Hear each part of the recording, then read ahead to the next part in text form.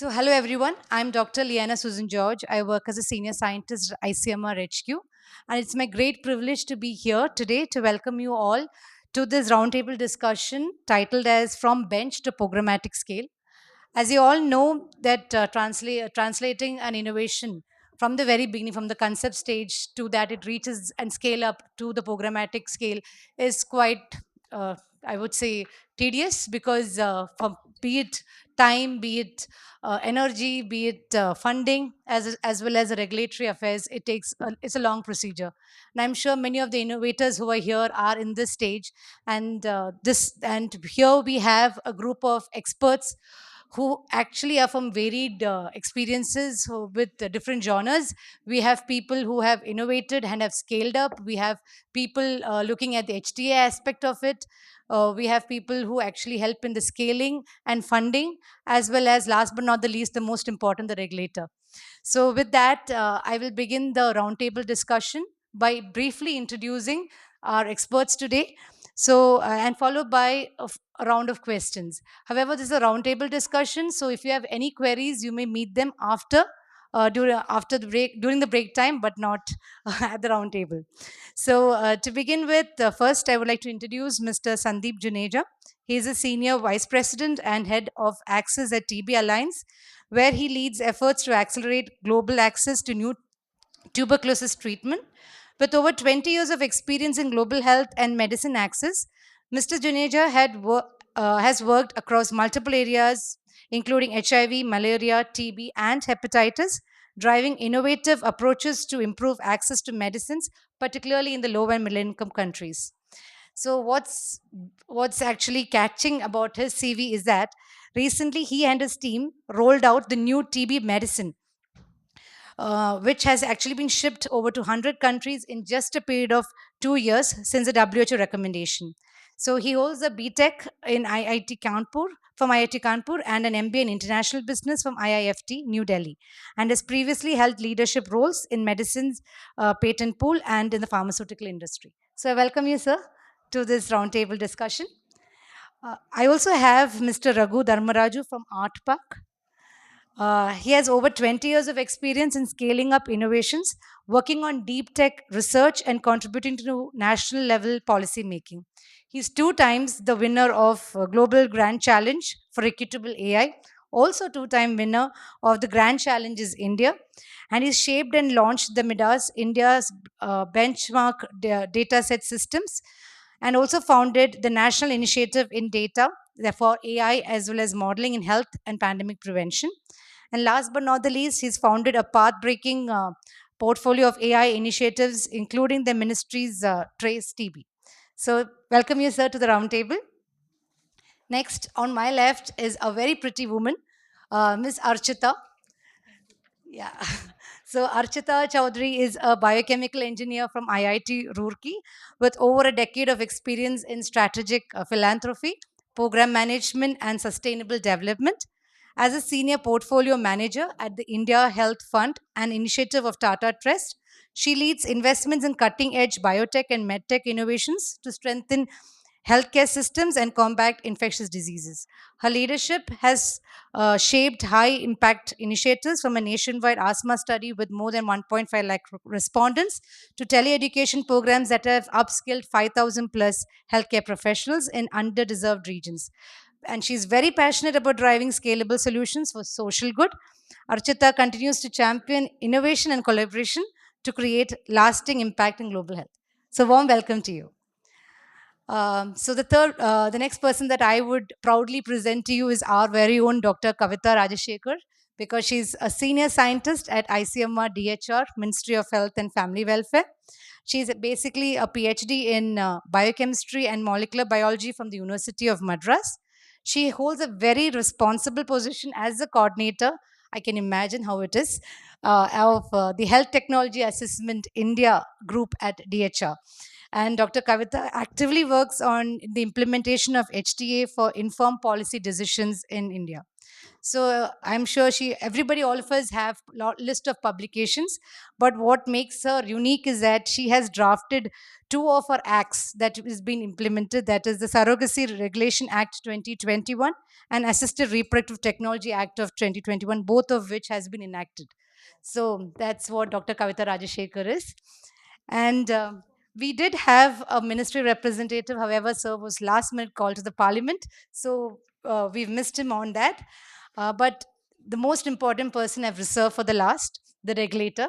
So Dr. Ranga Chandrashekar, he's the joint DCGI. So Dr. Chandrashekar has more than 34 years of experience in the drug controller department of the state and central government in various capacities. He's currently leading the global clinical trials and safety drug safety international cell.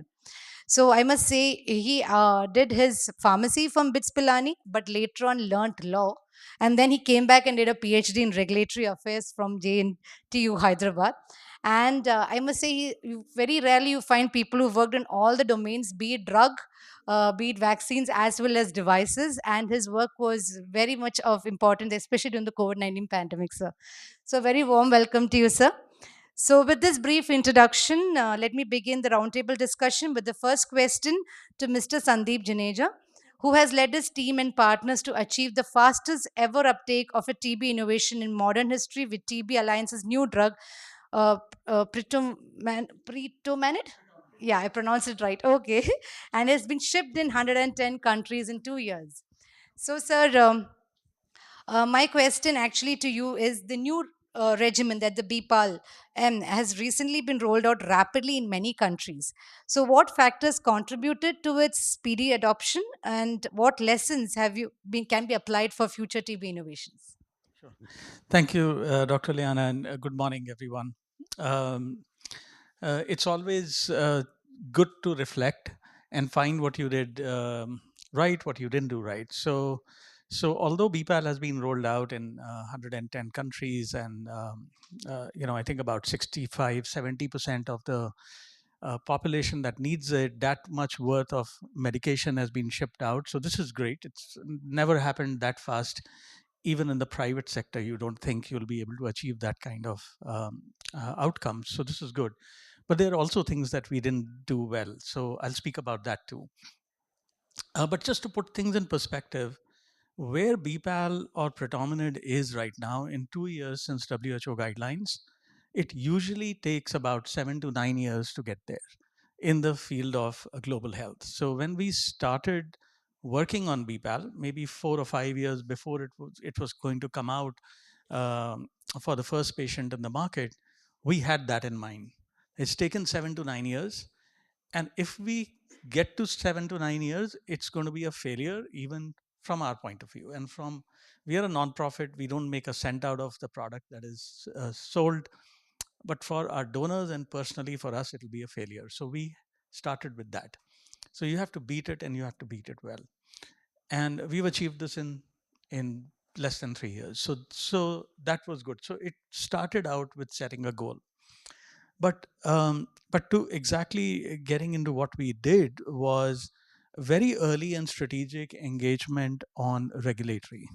That's your starting point. So we got very in-depth guidance from US FDA. Uh, and that's because that regulator gives you that kind of insights into what should be your trial design, what should be your approach to development that will likely get approved. So that was important. But even before we submitted to FDA, we began engaging with WHO Global for understanding how their guideline approval will go. Because without WHO guidelines endorsement, most countries are not going to use your product. So that was very important in early stages. And what we did was something rare was our submission to WHO began of data information began even before we had FDA approval. So usually you get your product, you rest on it, and then you start filing with WHO. It happened before. So that's why the initial approval from WHO came within 4 months of FDA approval. This has been rare. Um, The second thing that we did was prioritize market shaping right from the beginning. So we engaged not one manufacturer, we engaged multiple manufacturers very early on. And with the first manufacturer, we made sure that the price was low, affordable. It was, I think, one fourth or one fifth of the lowest price ever launched for any other TB product to start. And then generic competition came in later on. So that ensured supply, affordability and supply security, but baked into the plan. And the third thing that we did was engaged with countries very early on, with the marketplace, with the countries, understanding what is it that they will need to implement the product, creating projects in many countries, directly supported by us in 7 countries under a project called Lift TB, to generate evidence from the field. So one is you have clinical trial evidence, and the other is that the countries need field evidence, their own evidence. So we generated that and supported other donors to fund other more countries. So I think about a dozen countries created field evidence. Never been done before. Normally you will create field evidence in one or two.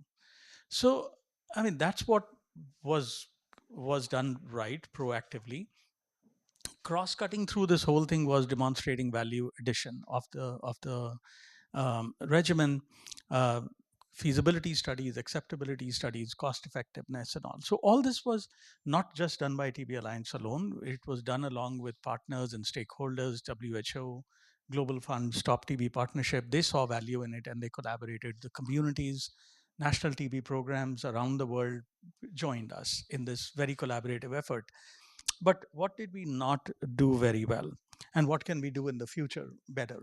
One is the clinical trials, honestly, should be designed keeping in mind how WHO evaluates. Although we engaged WHO early on, but their evaluation mechanism is a little different from regulators. And we need to, as innovators, figure out how to, if it's not coordinated, what's the overlap that we need to navigate so that both the regulators and WHO can use the same evidence. So we got WHO's final approval for programmatic use 2 years after the initial one. So can we save those 2 years in between? So can we do it better next time? So that's one. Second thing was we were not as successful in engaging large countries like India to start doing their own um, on the ground evidence generation early on. They took a few years to get started, while other countries started much earlier. So how can we improve that? Get some of the largest countries to work faster. Can we do clinical trials in India upfront rather than some other places? But countries like India and the larger ones are more expensive. We are non-profits. We need to figure it out somehow, working with our donors.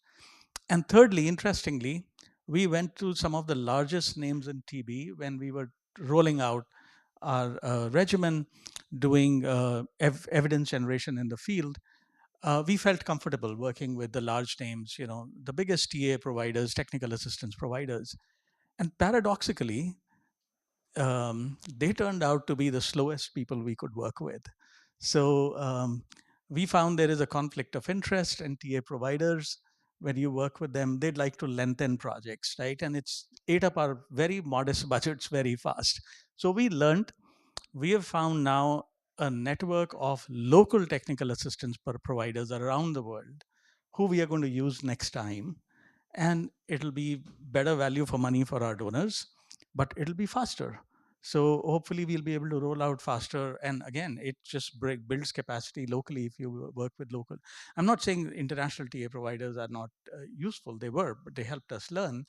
But I think we all as innovators should also have realize that we have a responsibility to build local capacity, and that became very clear to us. It's a win-win to build local capacity and go faster.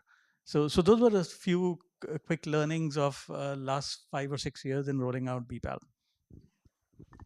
Wow, that was quite, I must say, that was very impressive, sir. And the best part is you highlighted both your successes as well as the challenges that you faced and how you plan to improve. And future. And I think these are points to be taken. How you save time by doing the WHO endorsement early and prioritizing marketing, sharing rights, and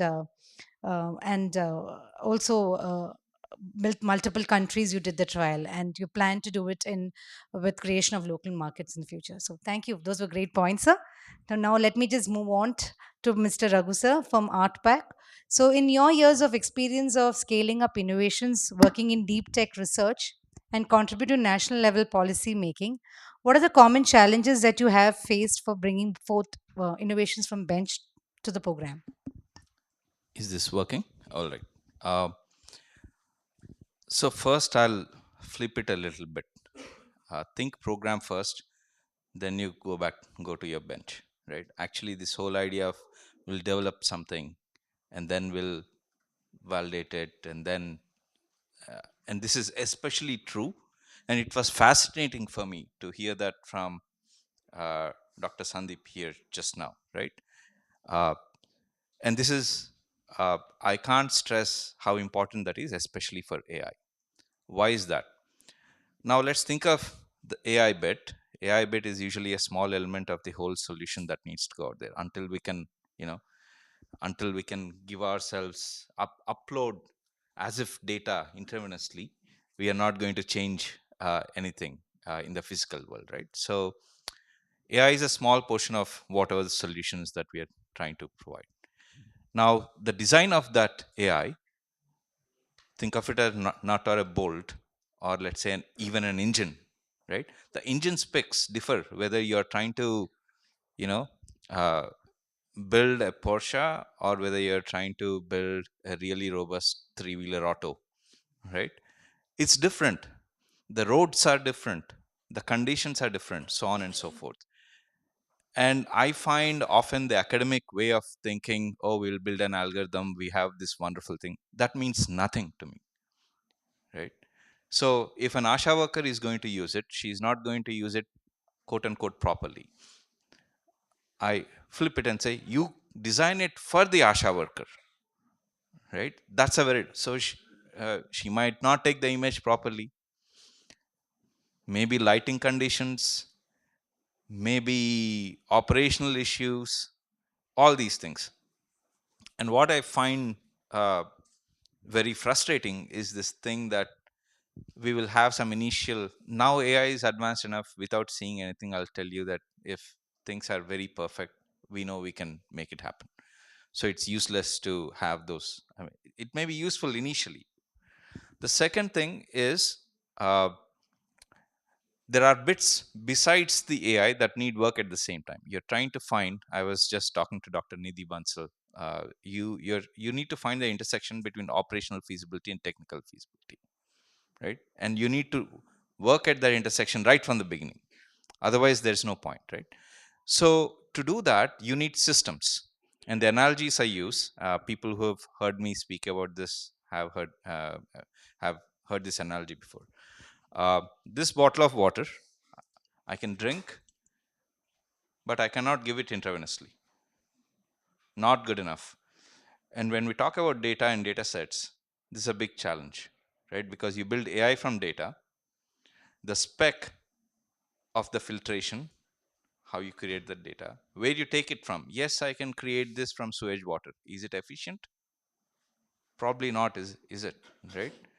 So this whole idea of systems to develop AI based solutions and then systems to run them, both are very important.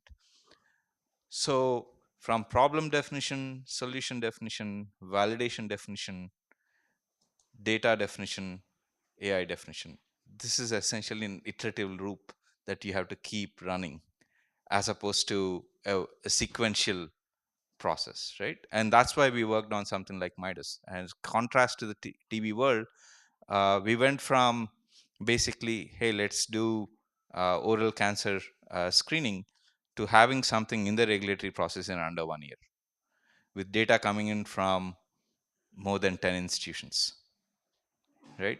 Uh, and the motivation for me to do this sort of thing was the TB world. Even today, we are unable to sit together and say, ah, You know what? We have one benchmark thing that we can compare: cure that has been ready since 2018, or so we thought, deep tech that came relatively, and deep CXR from IPR.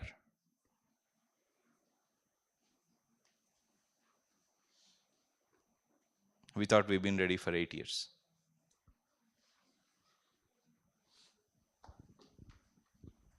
Sir has actually flipped our entire idea from back to program, from start from the program and then back to the bench. Thank you, sir, for those valuable inputs, and he made it very interesting by using analogies. So great about the engine and the water. Makes sense.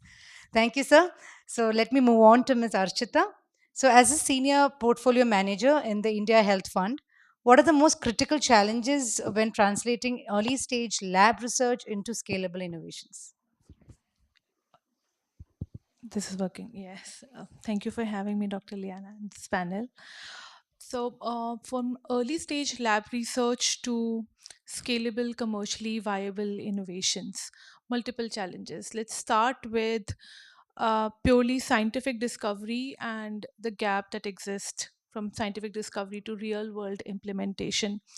Now, we see there globally there's about $2.4 trillion that are invested in R&D, but less than 10% lab research translates to commercially viable or a scalable solution, especially in public health. Now, healthcare in particular is complex, diagnostics are complex. Biological systems that we work with during our research and development and detection process, that is complex.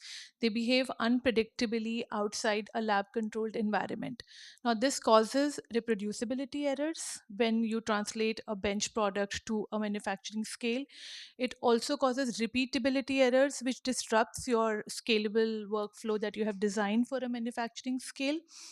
And often academicians or lab stage researchers, they discount for, or rather they undermine scalability efforts or workflows that are needed, and this causes technical issues during a manufacturing process. Now, couple of ways to address it. The same analogy goes for Porsche and rickshaw. We should try that when a lab stage solution is being designed, it always starts from manufacturability at its length. So you integrate a workflow that would work at a lab, at a bench, in a validation study, and at manufacturing scale in a commercial setup. Now, your workflow should be flexible because the real world would be very different. And that's where frugality of innovation comes into picture. You need solutions, you're designing for locals, right? So you need solutions which are locally needed, locally adaptable, and cost effective, affordable, operationally feasible at the same time.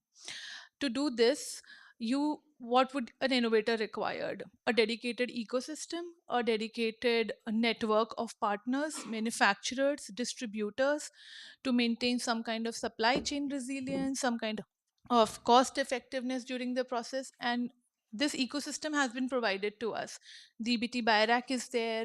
Atal Innovation Mission has set up several incubators and accelerators in the country. So innovators, rather early innovators which just have ideas in mind, can capitalize on this existing innovation ecosystem, partner with people, pitch their ideas, understand the complexity of their ideas, and start looking at execution models. Now, looking at execution models that we see, where's the challenge? Every idea needs execution, but execution needs money. It's financing. Now, largely early stage research in our country is reliant on grant based funding. And grant based funding would run out, an idea would be just disrupted. No ways to go about it. That's where I think traditional funding models do not work for us. We need blended financing approaches where public investors, public health funding, private investors, or philanthropic grant makers can come together and invest into this high risk, but at the same time, high reward, high impact research. That will not happen for an early idea, multiple reasons, and primarily being the engagement with the stakeholders. And Dr. Juneja has mentioned it right. Early engagement is required. You need to pitch your ideas, understand what's the requirement of your end user, who who will ultimately procure it, what kind of priority orders they work with, and then work around a solution that fits the bill and fits everybody's page, or they're on the same page rather. But would investing in R&D help alone? I don't think so. Traditional R&D investing has been done a lot in the country, and for good reasons. It has been an academic endeavor. We have published scientific literature. We have never translated basic research, moved basic research out into commercially successful products. Now, the reason for that is the investments are never tagged into outcome based financing. Even the basic R&D research that happens should be tagged with some kind of milestones or outcomes that a research would assume in future.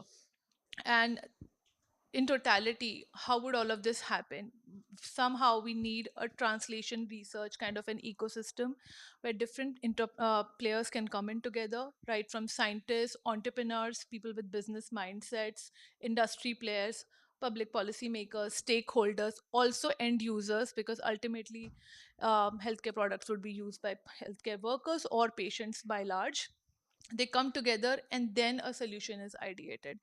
That's where our ecosystem is heading at the moment, and summits like these, forums like these present an opportunity for innovators to come and showcase their work, so we're thankful for it. Thank you, Ms. Archita. These are great points, having, highlighting the need for blended financing approach and target with outcome based financings, and also giving ideas like how our innovators need to think about reproducibility, repeatability, scalability, and not to undermine scalability so that technical errors can be minimized. Thank you. Next, we have Dr. Kavita. So, as a senior scientist and coordinator of the Health Technology Assessment India group at DHR, what are the challenges of health technology innovations, and what's the role that HTA plays in the pathway for innovations?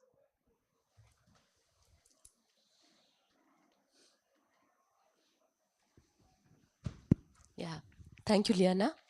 Um, so, before we start and understand what is health technology assessment, you need to understand how health technology assessment was being established under the Department of Health Research, Ministry of Health and Family Welfare.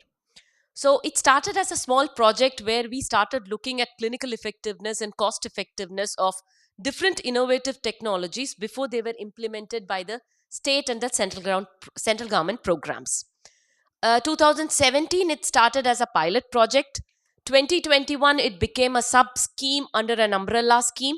2023, it became an attached office with the approval of the minister. Now it is running as an attached office with 4 divisions with scientists, which has been approved by the Department of Expenditure. What does HTA do? We were supporting only central and state government health programs. When they wanted to roll out a new health technology into their state programs, the topic was given to us. We looked at its clinical effectiveness and cost effectiveness. We do not uh, take the role of the regulator. After the regulatory approval has been obtained, then we undertake an health technology assessment. Everybody's mind must be asking this question: what does the regulator look? What does HTA look? The regulator looks at evidences which shows its safety and its efficacy. Once that is there, I think the regulatory approvals they will obtain. But then after that, what does HTA look at? HTA looks at a comparative analysis to identify how clinically effective it is going to be, how cost effective it is going to be. It is a standardized protocol all over the country. In 2014, the World Health Assembly called on WHO to draft guidelines for health technology assessment. Since then, 60 bodies have been established across the country. India is one among the 60 bodies which have been established. I'll give you quickly some examples of what Leyanna said. How do you bring it from bench side to the program? Once the regulatory approval has been obtained, how do the programs implement it? I'm going to give you 2 stories. One is a story of the sickle cell program. The Prime Minister rolled out the sickle cell program, And the program in central government wanted to screen 7.7 crore population. The cost of two kits which were available in the market was 350 rupees. The kits came to us for doing an health technology assessment. We did an health technology assessment and we calculate something called as ICER, incremental cost effectiveness ratio. It is a ratio between cost and quality of life, QALYs. Once you get that ratio, if it is below one time GDP per capita, you will call it as cost effective intervention. If it is not, if it is above one time GDP per capita, you say it is not cost effective. But you don't leave it like that. These two technologies were imported technologies. Both were found to be above one time GDP per capita. We did a threshold analysis. That is, if you reduce the cost of the kit, at what level will it become cost effective? So we told the NHM that below 100 rupees, it will become cost effective. The minister was Mansukh Mandviya sir at that time. He said, is it possible? They called the vendors for negotiation. They said we will reduce it below 175. It was costed 350. They said they will reduce it 175. The first procurement happened. In Odisha, they procured it for 82 rupees. Today, the same kit is available in the GEM, Government E-Market portal, for rupees 25. Just in one program that was rolled out, we could help in saving of about more than 2000 crores. This was one example. Another example, let me take TB only. So sir talked about BPAL. We did a point of care technology which had come for latent TB test diagnosis, which was called as SciTB, marketed by My Labs. It was costed at 304 rupees. Again, we said below 204 rupees, it will become cost effective. Tenders were rolled out. TB program procured it. They procured first lot for about 52.4 lakhs at 199 rupees. Another intervention which gave a direct saving of about 50 to 60 crores. BPAL. BPAL, Bidaculin, was a patented product. BPAL M, WHO said you roll it out. The same technology came to health HTA and we did an HTA analysis. Now we take all evidences which are available outside India because the outcome for any intervention will not change with the population, but the cost will change. We calculated the cost for an Indian setting. We calculated the outcome which were available in the form of published literatures.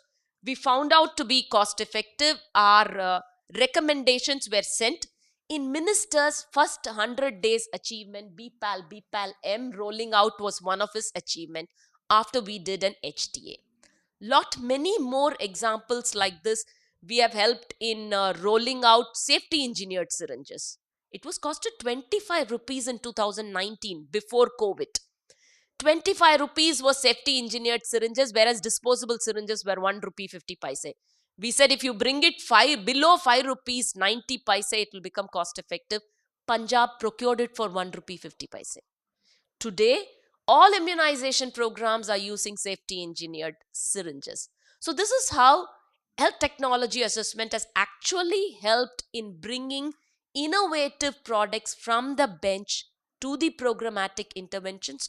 Many cervical cancer screening program, oral cancer screening programs, your smoking cessation.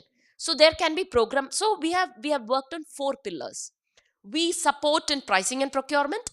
We help in introduction of new technologies into the market. Soham was a neonatal hearing screening device which was developed by AIIMS Delhi and BIRAC product.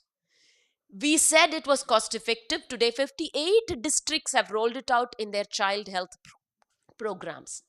So we've supported portable ECGs. Today, 371 primary healthcare centers have portable ECGs, where in 2020, only Ahmedabad districts and 11 districts surrounding it had portable ECGs. Today, instead of going to tertiary healthcare centers to get your ECG done, portable ECGs are available in primary healthcare centers with an AI-based. Sir spoke about AI-based technologies. We have done HTA for AI-based tools for interpreting X-rays in comparison with radiology X-rays. We did for Cure AI, GenKey, Mine, IPRs, and so on. Today they have been rolled out in TB programs. So TB program alone We have supported with SciTB, BPAL, AI-based X-ray tools. We have supported with TechoPlus, a software that can be used where ASHA workers for getting all the data for from TB patients, timid, adherence monitoring device to prevent multi-drug resistance TB. So all these things in different varieties of programs HTA has supported in giving evidence so that policymakers can draft their guidelines in RCH programs, child health programs, cancer innovative programs, TB programs, and so on. Many of these state governments have also implemented these programs and upscaled these programs. Daman, a mass testing and treating for malaria program was being rolled out in Odisha. They wanted to know whether we can upscale it, and if we upscale it, is it going to be cost effective? We said, yes, it is cost effective. You can upscale it. Other states are now trying to adopt it. WHO has given Daman an award telling that this is one of the best programs that has been rolled out by Odisha for malaria. Thank you so much for this opportunity. HTA can support innovators from bench to program. We have a topic submission portal which is there on the DHR website. Many of the innovators can submit their topics and we would take it up for HTA analysis. Thank you for this opportunity, Leyanna. Thank you. I think that says it all with all those examples, the importance of HTA. And thank you for your good work. So, over to now Dr. Chandrashekar. So, what are the regulatory facilitators and pathways available for bringing both innovations from bench to program? Over to you, sir. So, thank you, Leyanna, for having me here. Um, Speakers from experts from their own areas, they have explained. I can tell that everyone accepts that drug discovery is very complex. So, under drugs, we have drugs, small molecules, we have vaccines as well as devices. Um, as Dr. Juneja has said, the discovery, the entire process from discovery uh, to bringing it to the market is long drawn.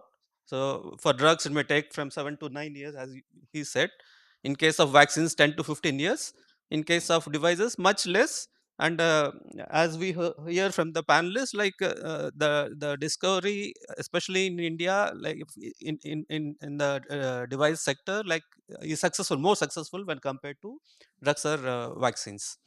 So if you see the development process, so there is a discovery, initial identification of the molecule, then non-clinical, then clinical, phase 1, phase 2, phase 3, and post-marketing. And the failure can come at any point of time. So therefore, the success rates are very low. Uh, Therefore, it is necessary that uh, the resources are optimized.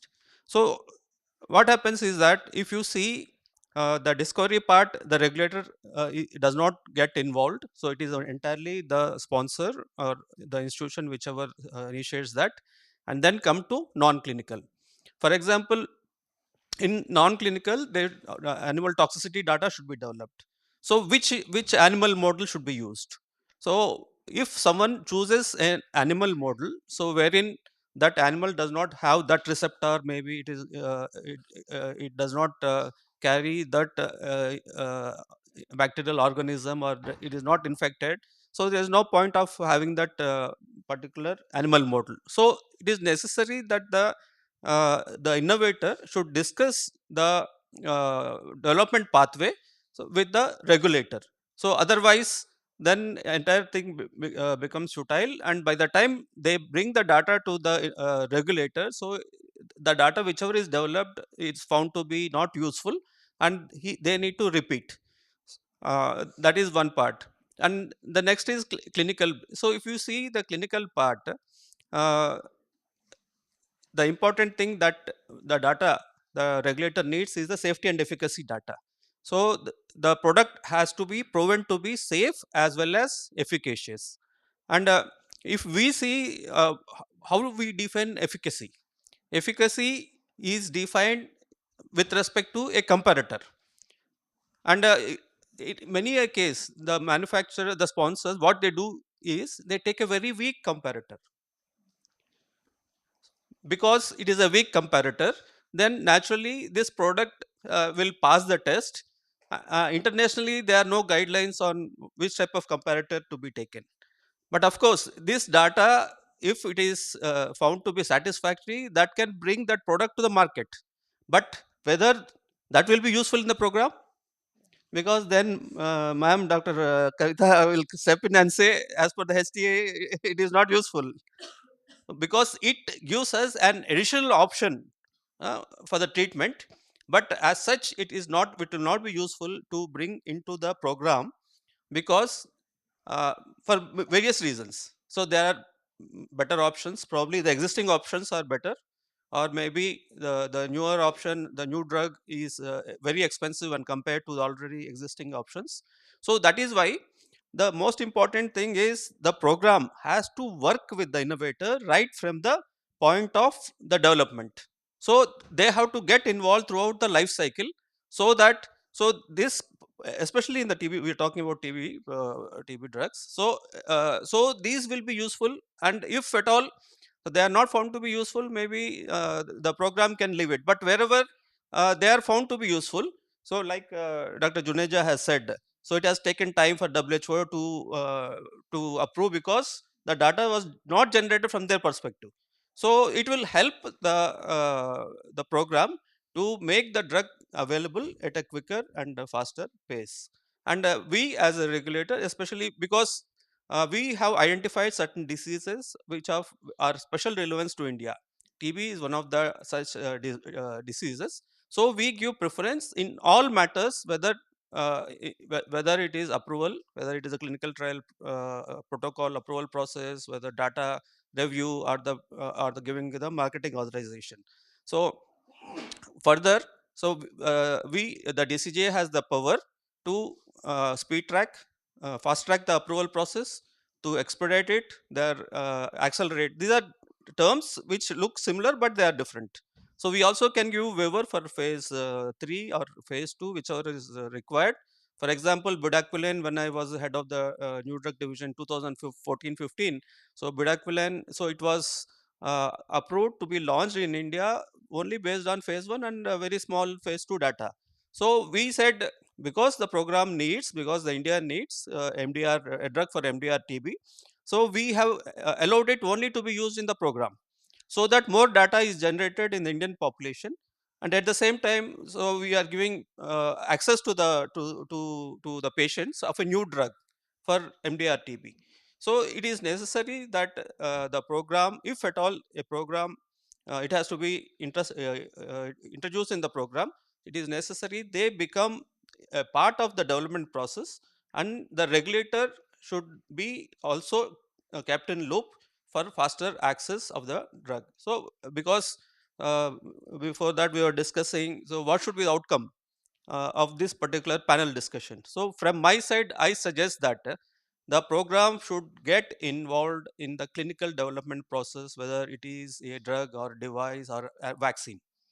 So in the TB, in the COVID, so I was head of the COVID vaccination approval process at that point of time. So the COVID vaccine, initially it was thought the claim should be to prevent COVID, but the results did not justify that one. So what they have changed is that they have changed the claim to prevent hospitalization after COVID. So there's a lot of difference. A common man may not understand, but still, because we did not have any other alternative, so we have to approve that. So ultimately, a drug or a vaccine, it depends entirely upon the claim, and the claim whether it is useful in the program has to be decided at the early point for speedy approval. And the program has to be involved in the development process, so that it can be introduced, and the data generated from the perspective of the program and perspective of the HTA. So thank you. Thank you, sir. And that is good news for most of the innovators here to know that those working, especially in the field of TB, that you're giving preference for innovators from TB. And to say that the program needs to be involved from the beginning, I must say ICMR is playing an interface of that, because whatever kits and devices that we are getting in the field of TB, we are facilitating and asking whether this is a need of the hour for the program. So that's being actually been done. And thank you so much, sir, for the inputs. And from here, there she's telling me it's time out. So I just want to say a big thank you to all the experts here for taking your valuable time and being here today, as well as for the audience. Thank you so very much. And I'm sure this has been very useful for the innovators. Thank you. Thank you, ma'am. It's never time out for the good cause. So, ma'am, I request you if you could please greet the panelists with a small memento. With a big round of applause, please, for our panelists.